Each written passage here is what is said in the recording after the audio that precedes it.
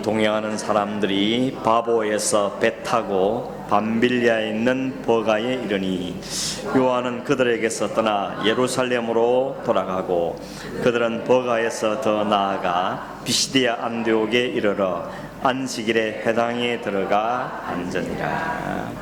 아멘. 지난주에 한국에 처음 들어온 선교사가 누구라 그랬습니까?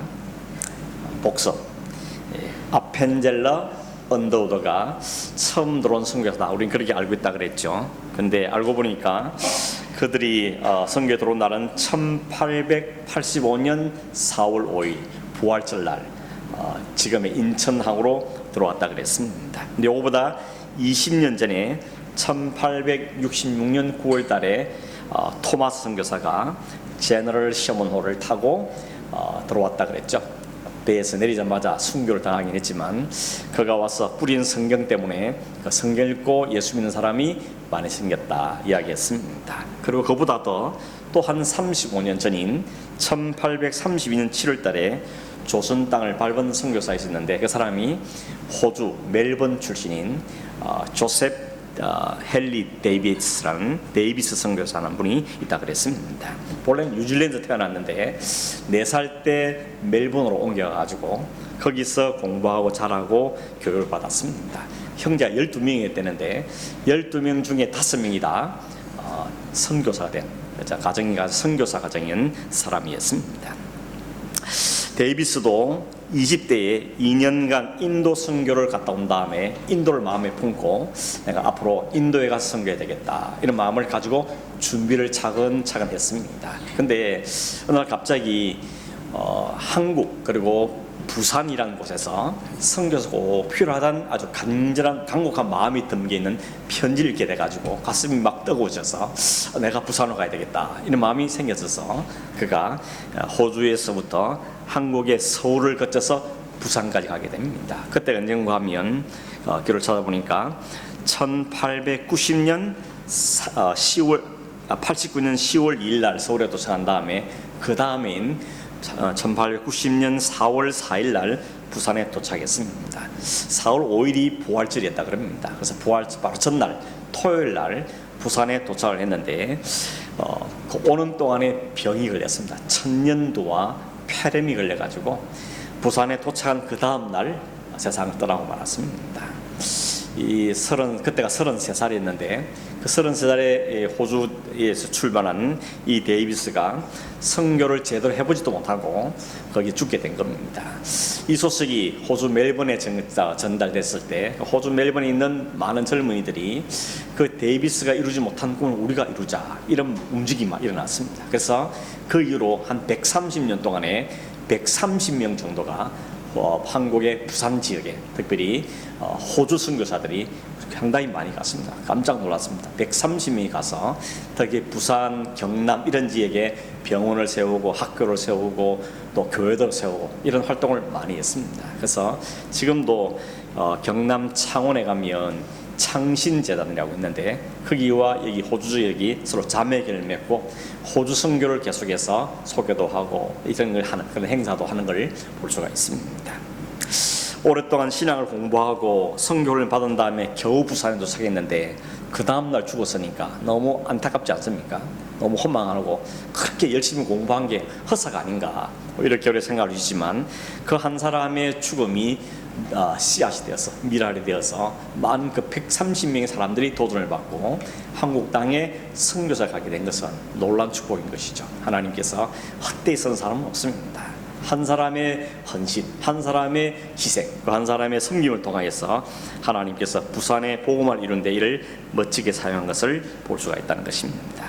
그래서 우리는 너무 빨리 실망하는 것 늘 조심해야 되는 거죠. 너무 쉽게 좌절하는 것 이것도 조심해야 될 부분인 것입니다. 뭐 이렇게 말한 저도 그런 경우가 많지만 뭐 좀 일이 안 되면 너무 빨리 쉽게 절망하고 한숨도 쉬게 되고 낙심하고 힘도 빠지고 그런 경우 되는데 하나님은 모든 걸 합력해서 결국은 반드시 고를 이루신다는 것 이 사실 우리가 꼭 기억하고 지금 당장에 내가 생각하던 일이 좀 안 풀리고 생각대로 일이 좀 안 되어져도 낙심하지 말고 하나님 앞에 기도하는 그런 우리가 되었으면 좋겠습니다.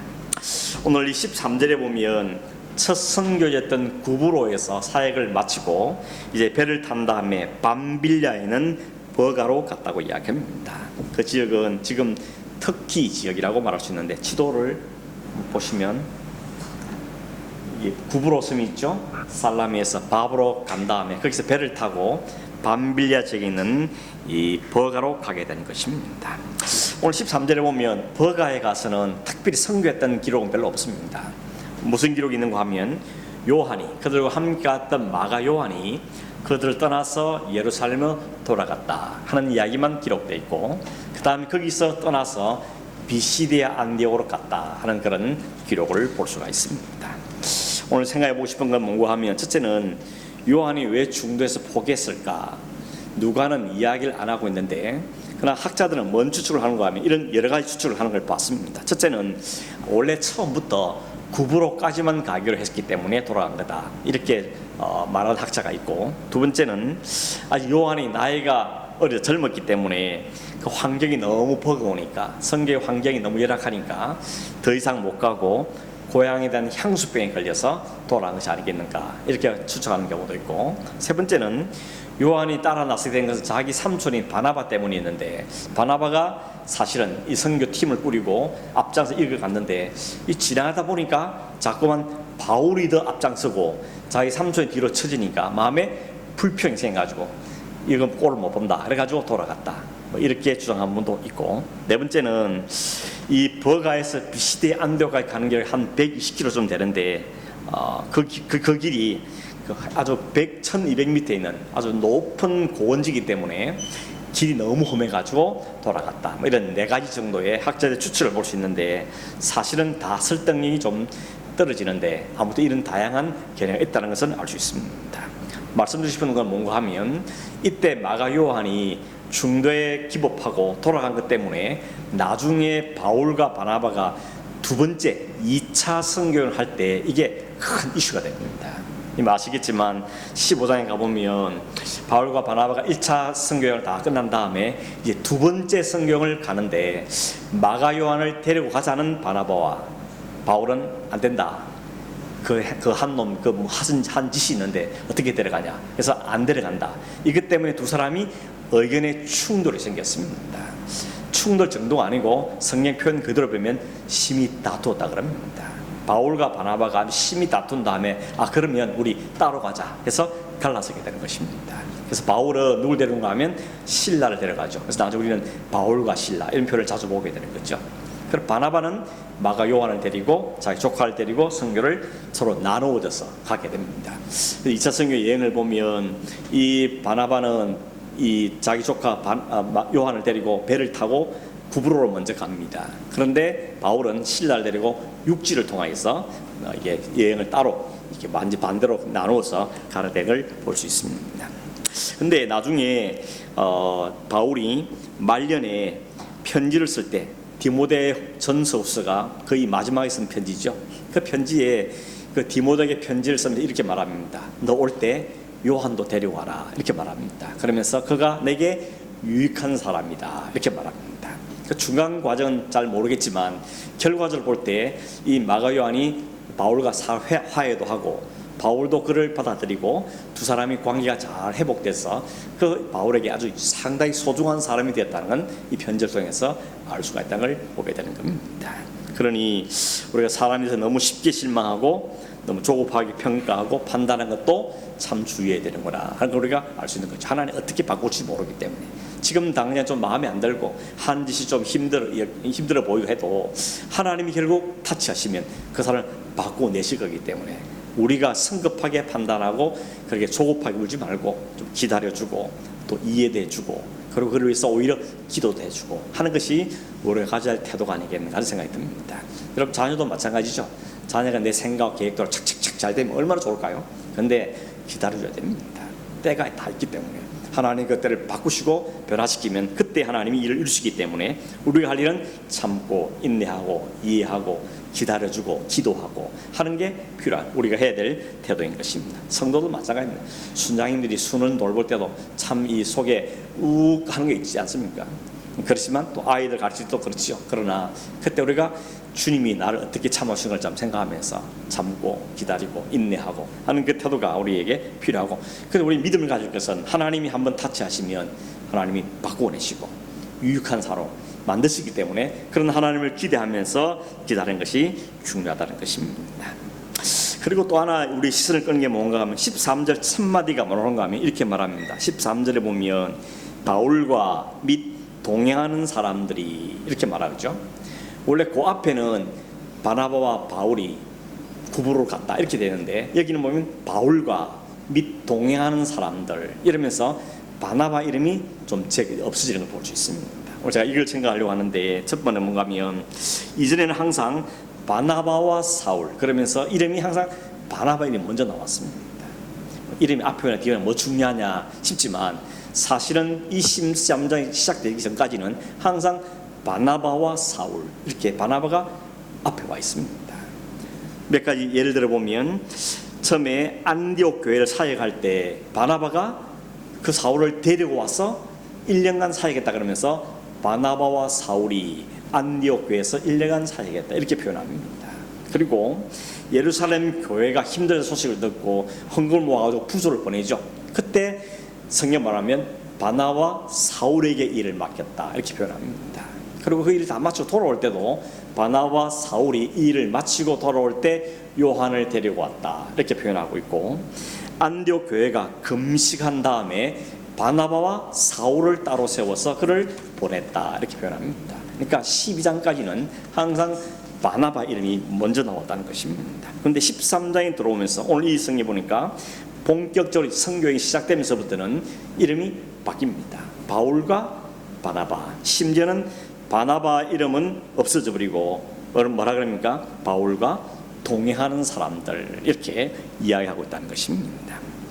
이 말이 바울이 바나바보다 뛰어났다 꼭 그런 말을 하는 건 아닙니다.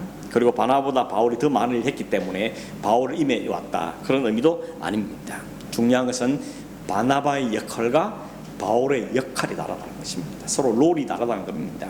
바나바는 어떤 겁니까? 바울을 불러오고 그를 세워주고 그를 돕고 그의 사역에 동참시키고 하는 일을 했던 사람이 바나바입니다. 그를 격려하고 위로하고, 이게 바나바의 역할을 했던 것이고, 바나바는 착한 사람이 그랬죠. 성격이 온화하고 사람을 격려하고 이런 성격을 가진 사람이었고, 바울은 불같은 성격을 가진 사람이어서 이제 성교가 본격적으로 시작되면서부터는 하나님이 바울을 사용하신다는 겁니다. 하나님이 쓰시는 방법이 다른 겁니다. 어떤 사람은 이렇게 쓰고 어떤 사람은 저렇게 쓰고, 이때는 이 사람을 쓰고 저때는 저 사람을 쓰고, 하나님이 다양하게 조합을 해서 하나님의 일을 이루시기 때문에 우리는 바나바가 먼저 온다 바울이 온다 이런 차이, 그게 능력의 차이가 아니고 하나님이 하신 일의 역할의 차이라는 것을 우리에게 보여주고 있는 것입니다. 그런데 왜 사울의 이름이 이제 바울로 바뀌었을까? 지난 시간에 잠깐 이야기드렸죠. 사울은 히브리식 이름, 유대인 이름이고 바울은 로마식 이름이라 그랬습니다. 우리가 호주 와서는 한국 이름도 있고 영어식 이름도 있는 것처럼 이 사울의 이름은 유대식 이름이고 바울은 로마식 이름인 것입니다. 이 12장 이전까지 사울은 유대인 속에 살고 있고 유대주의에 파묻혀 살고 유대인들 향해서 복음을 전하는 사람이었기 때문에 이름이 사울 이름을 주고 사용되다가, 이제 바울이 본격적으로 이방 세계에 가서 이방인들의 복음을 전할 때는 로마식 이름을 로마 지배 아래 있기 때문에 로마식 이름인 바울이라는 이름을 사용하는 것입니다. 그러니까 이름이 그때에 맞게끔 하나님께 사용하시는 데 불과한 것이 사울 이름이 바울로 바뀐 건 아니고 같은 바울의 이름이라는 것을 보게 되는 겁니다. 편지를 읽어보면 사도 바울이 쓴 편지가 모두 13권이죠. 그 13권 편지를 보면 항상 첫 단어 주어가 뭔가 하면 바울입니다. 바울. 우리 성경에는 뭐 하나님의 사도된 바울은 이게 수식가 먼저 나오지만 영어나 헬라는 항상 주어가 먼저 오지 않습니까? 그러니까 주어가 항상 바울입니다. 바울. 그러고는 뭐 쭉쭉쭉 이렇게 항상 13권이 똑같습니다. 집에 한번 확인해 보십시오. 저도 그래? 막 다 찾아봤는데 진짜로 영어 성경에 보니까 다 폴 이렇게 시작하고 있습니다.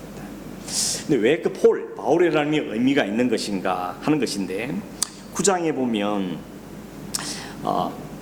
흥미로운 건 뭔가 하면 바울이 편지를 쓰면서 자기가 옛날에 예수를 만나기 전에 그때 이야기를 할 때는 이름을 사울이었습니다. 근데 하나님이 사역할 때는 바울의 이름을 사용하고 있습니다. 예를 들어 설명드리면 9장에 보면 사울이 다메섹으로 가는 길에 예수를 만나죠. 그때 막 빛이 강렬하게 비추어가지고 퍽 거꾸로졌는데 음성이 들리지 않습니까? 뭐라 그럽니까? 사울아 사울아 이렇게 부르죠. 바울아 바울아 안 부르고 사울아 사울아 이렇게 이름을 부르는 걸 보게 됩니다. 그리고 나중에 22장에 가면 이 사도 바울이 사람들 앞에서 자기가 옛날에 과거에 예수님 만났다는 이야기를 할 때 하나님 예수님 나를 만나 주셨다고, 그때 나를 사울아 사울아 불렀다고 이야기합니다. 그러니까 예수 믿기 이전에 자기를 표현할 때는 사울이라는 표현을 쓰고 예수 믿기 이후에 자기 이름 이제 바울이라는 이름을 쓴다는 것입니다. 이게 무슨 차이인가 하는 겁니다. 여러분 사울 그러면 제일 먼저 떠오르는 이름이 뭐가 있습니까? 첫 이스라엘 왕 사울이었죠. 사울 왕. 이 사울 왕은 베냐민 지파 사람이거든요. 베냐민 지파 중에서 제일 우리식으로 말하면 출세하고 유명한 이름이 누구냐면 사울입니다. 사울이 제일 유명한 사람입니다. 우리 문씨 집안에 제일 유명한 사람 누구지 아십니까? 문선명. 별로 안 나고 싶은 이름이지만 하여튼 그 사람이 제일 많은 이름이죠. 이 당시 베냐민 사람들은, 지파 사람들은 아들이 태어나면 너도 사울처럼 되라, 그러니까 이름을 사울이라는 이름을 많이 지어줬다는 겁니다. 사울이 실패한 왕인데 왜 베냐민이 그런지 참 아이러니한 일이긴 하지만 아무튼 사울은 베냐민 지파 사람이 어떤 인식이 있는가 하면 왕이 된 사람, 크게 된 사람, 위대한 사람, 이런 의미를 갖고 있다는 겁니다. 사울의 이름 뜻이 바로 큰 자라는 뜻입니다. 부모의 마음이 담겨 있는 거죠. 너가 이 세상에서 큰 자 되라, 유명한 사람 되라, 능력 있는 사람 되라, 많이 하는 사람 되라, 이런 이름에서 이름을 사울이라고 이름을 지었다는 것입니다. 근데 우리가 아는 것처럼 사울은 하나님께 버림받은 사람이 아닙니까? 하나님께 인간의 조건을 갖고 큰 사람, 그를 버리십니다. 처음 사울이 왕으로 픽업될 때, 뽑힐 때 키도 사람보다 어깨 위나 더 있다 그러고, 키도 크고 인품도 훌륭하고 인물도 아주 빼어났고 능력도 탁월한, 말 그대로 큰 자였다는 것입니다. 큰 자, 위대한, great 이라고 표현할 수 있는 사람이었습니다. 그래서 이스라엘 사람들이 사울을 처음 볼 때 박수를 치면서 왕대에게 꼭 즉한 사람이다, 이렇게 사람이 다 인정했던 사람입니다. 그런데 그 사울이 어떻게 했다고요? 하나님 버려버리죠. 그가 교만을 떨고 스스로 큰 자처럼 이해하고 하나님 말씀에 불순종한 하나님 그 큰 자를 버려버렸던 것입니다. 그래서 작은 사람 다윗을 대신해서 세우는 것을 우리가 이미 알고 있는 것입니다. 아마 사도행전의 사울의 부모도 사울에게 이름을 지을 때 베냐민 지파에서 온 그 아버지가 너도 큰 자가 되라, 하나님 큰 일을 하는 사람 되라, 그런 이름을 의미해서 이름을 사울이라 지었지 않겠는가, 이런 추측을 해보게 되는 것입니다. 이게 사울의 이름 뜻이 큰 자라는 뜻이고, 대신에 바울이라는 뜻은 뭔가 하면 작은 자라는 뜻입니다. 이름은 멋지게 지었죠. 사울은 큰 자, 바울은 작은 자라는 것입니다. 그러니까 예수 믿기 전에 바울은 사울이었다는 겁니다. 큰 자였다는 겁니다. 예수를 믿은 다음에 그는 작은 자로 바뀌었다는 걸 이야기합니다. 그러니까 편지를 쓸 때마다 나 바울은, 이 말은 뭡니까? 나는 작은 자라는 것입니다. 그 이름 속에 그 의미를 담고 있는 거예요. 나 사울 아니고 나 바울이요.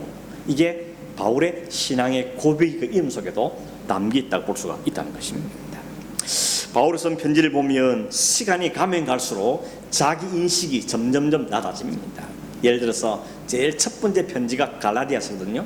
그 갈라디아서에 보면 그가 자기 일을 말하기를 나는 옛날에 유대교를 지나치게 믿었던 사람이고 율법에 흠이 없는 세상에서 큰 자였습니다 라고 자기를 옛날에 큰 자였다고 이야기를 합니다.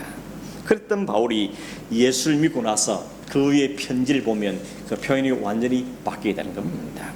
갈라디아서를 기록한 다음에 한 6, 7년 지난 다음에 쓴 편지가 고린도전서인데, 고린도전서 15장 8절에 보면 바울은 자기를 이렇게 뭐라 표현하는가 하면 나는 사도 중에 지극히 작은 자입니다 이렇게 말합니다.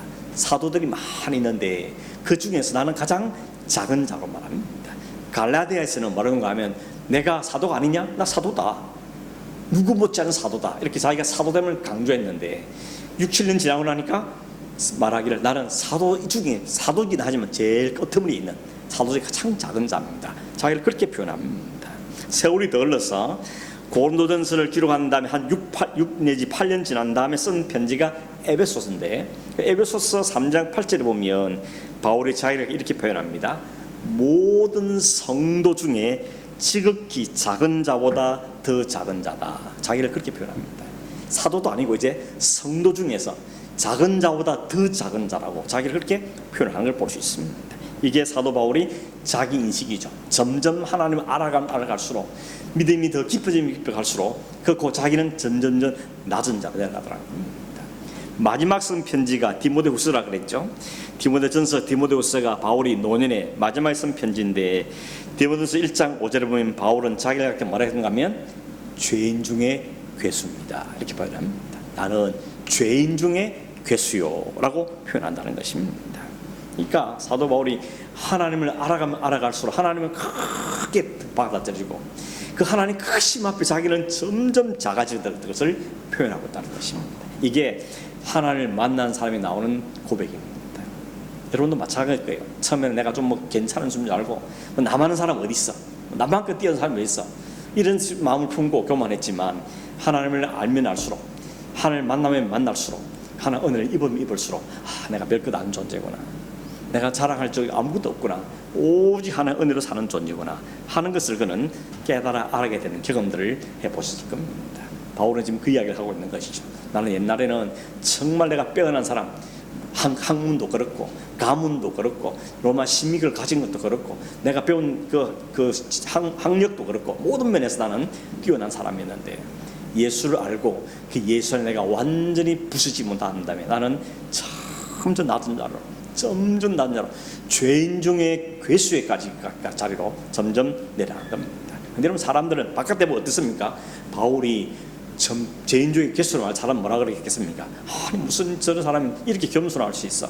죄인 중에 괴수라니 사도 중에 사도지, 이렇게 말하지 않습니까?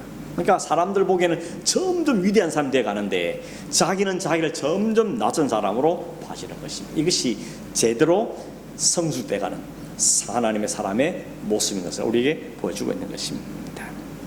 이렇게 진정한 은혜는 자기가 작은 자임을 깨닫게 만들고 하나님처럼 되는 자리에 가려고 하는 것이 아니고, 오히려 피조물에 있어야 될 자리로 자기 자리로 제대로 내려가는 게 진짜 하나님의 은혜를 경험한 사람들의 모습인 것을 성경은 우리에게 보여주고 있는 것입니다. 본래 우리 출발점 어디입니까? 피조물이죠. 흙에서 출발된 피결 같은 존재이고, 그 하나님의 생명이 들어가서 하나님 형상으로 지음받은 존귀한 자가 된 것에 불과하지, 우리는 처음부터 하나님처럼 되는 하나님과 같은 사람이 아니라는 것입니다. 그 자리를 우리가 아는 게 우리가 출발점인 것을 알아야 되는 것입니다. 그런데 오늘 세상은 어떻습니까? 오늘 세상 모든 사람 다 크게 되려고 그러죠. 높은 자리에 올라가려고 그러고 유명한 사람 되고 싶어하고 많은 걸 가지고 싶어하는 사람들의 추구라는 것입니다. 하나님이 높여주시면 높아지지만 그러나 우리의 마음 태도는 점점 낮아지는, 점점 작아지는 사람으로 가는 게 맞다는 것을 바울이 우리에게 보여주고 있는 것입니다. 사람들은 바울을 호흡치게 하죠. 오죽하면 우리가 뭐라 찬송합니까? 예수님처럼 바울처럼 그렇게 살 수 없을까? 이렇게 고백까지 하는데 바울이 이 고백 들어서 뭐랄까요? 아슬아 그런 말 하지 말라고. 나는 죄인 중에 예수인데 주님이 나를 안 만나주시면 나는 정말 엉터리 같은 존재였는데 그 은혜 때문에 내가 지금 주를 위해 살게 됐으니 그것만 나는 감사하다고 이렇게 표현하는 것이 사도 바울의 태도라는 것입니다. 결국 구원은 큰 자를 그리스도와 부딪힘으로 작은 자로 부셔지는, 그게 바로 구원받은 사람의 모습인 걸 우리에게 보여주고 있는 것입니다. 바울은 그걸 깨달은 것이죠. 가면 갈수록 깨달아지는 겁니다. 내가 주의 은혜가 아니면 이제 있을 수도 없고, 주의 은혜하면 사도 될 수 없고, 주가 은혜가 아니었다면 나는 그냥 예수를 핍박하다가 죽을 수밖에 사람이 있는데 하나님 내게 큰 은혜를 주셔가지고 이렇게 주의 보험에 살게 되었으니 이게 얼마나 감사한가. 그러면서 그는 하나님께 감사하죠. 그래서 사도 바울이 제일 많이 사용하는 단어가 뭡니까? 나의 나 된 것은 하나님 은혜다. 이걸 고백하는 겁니다. 이게 겸손한 말이 아니고요, 참 하나님 은혜를 깨달으면 깨달을수록 자기 마음에 나오는 진실된 고백이 바로 나의 나 된 것은 하나님의 은혜라는 고백을 하고 있는 것입니다. 그 은혜가 아니었다면 내가 바울 사도가 될 수도 없었고, 아니 인생 존재 자체가 불가능했을 텐데, 그냥 죄악 중에 갈 수밖에 없는 사람인데 그런 나를 우리 하나님이 나를 삼으시고 나는 작은 자지만 하나님이 이루려 받았으니 이 얼마나 감사인가. 이렇게 고백하는 것이 바울이라는 이름 속에 담긴 의미라는 것입니다. 이런 바울이 자기를 나 바울은 하나님 은혜 사도가 된 바울은 혹은 이렇게 하나님의 사랑으로 바울된 이렇게 표현하는데 그 바울은 속에는 작은 자다.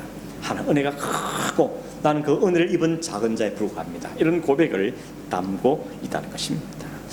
그냥 사울의 이름 써도 되고 바울 이름 써도 되지만 굳이 그는 모든 편지의 서두에 자기 이름을 바울이라고 쓴 이유는 그런 의미가 있다는 것을 우리가 알게 되는 것입니다. 말씀을 맺습니다. 여러분, 사람들은 오늘도 여전히 큰 자로 살고 싶어 합니다. 이건 인간의 본성이죠. 크고 되고 싶고 많은 사람 건드리고 싶고 회사도 크고 싶고 이런 마음 인간의 본성입니다. 그러나 우리의 회사나 하는 일은 큰다 할지라도 하나님 앞에서 우리의 삶의 태도는 작은 자라고 한다는 것입니다. 모든 하나님의 은혜는 점점 더 커지고 나는 점점 작은 자로 인식되는 것, 그게 진정한 성도의 모습을 우리에게 보여주고 있습니다. 여러분, 하나님 그렇게 만드시죠. 처음에 나도 상당히 교만한 사람이 있는데 하나님 자꾸 깎고 깨우쳐가지고 작은 자가 되는 고백을 하게끔 만드는 것이 하나님이 하신 일입니다. 말씀을 통해서 성령께서 깨닫게 하고 또 부딪히게 하고 충돌하고 이를 통하여서 점점 내가 낮아지고 작은 자로 내려가서 내가 하나님의 은혜 아니면 어떻게 살 것인가 이런 고백을 하게 만드는 것이 하나님 말씀의 기능이고 성령이 그를 우리를 이끌어 가시는 겁니다. 그래서 그 마지막 우리가 죽기 전에 어떤 고백하게 될까요?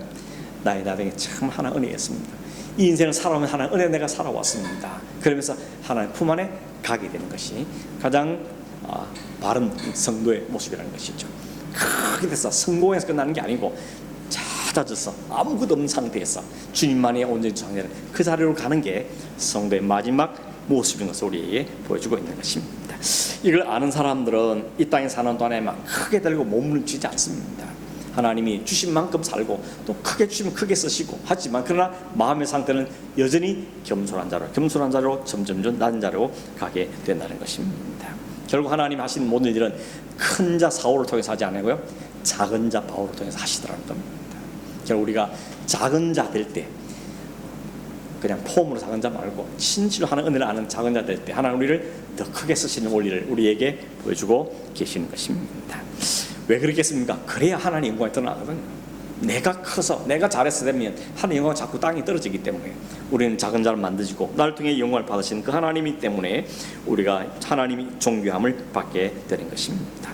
혹 우리가 평생도록 좀 힘들게 살고 어렵게 산다 할지라도 그것 때문에 우리가 불평하고 원망하는 것이 아니고 그 과정들을 통해서 내가 점점 작은 자로 내려가게 되는 사실을 기억하면서 나를 작은 자를 깨닫게 하시다는 게 감사하고 작음에도 불구하고 하나님께 쓰신 것도 감사하고 우리 가정을 세우신 하나님께 감사하는 그런 삶을 살아가는 것이 바로 성도의 삶인 것입니다. 하나님께 매여서 성령께 붙잡혀서 작은 자임을 고백하며 그래서 하나님의 큰 일을 감당하는 그런 저와 여러분 삶이 되기를 주의 이름으로 축원합니다.